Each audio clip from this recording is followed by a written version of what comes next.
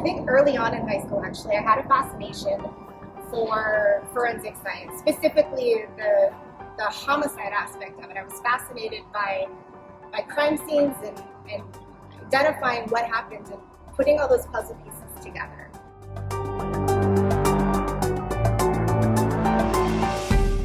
I collected all kinds of certificates for forensic science and forensic science related courses. A friend of mine who was in law enforcement had told me the only way I was going to get to CSI was to start at the very bottom. He said, get your foot in the door and work your way up. And that's what I did, and have education and a little bit less experience. So education is kind of not a requirement right now, but it's definitely important. It's definitely something that you want to look into.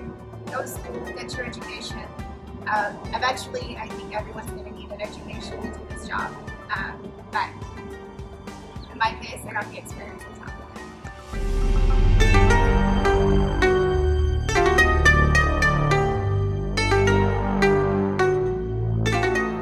They can take up to 24 hours or sometimes multiple days.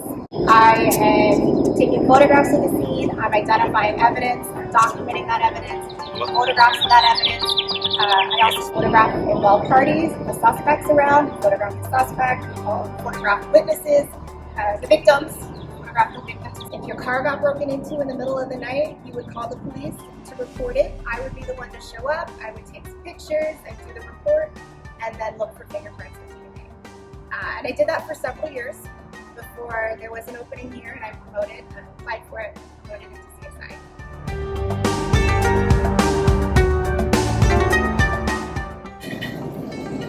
Alright, so once the tape is on, you lift it, which is why we call this a tape lift. Lay it on the back of the card, and now you have perfect fingerprints.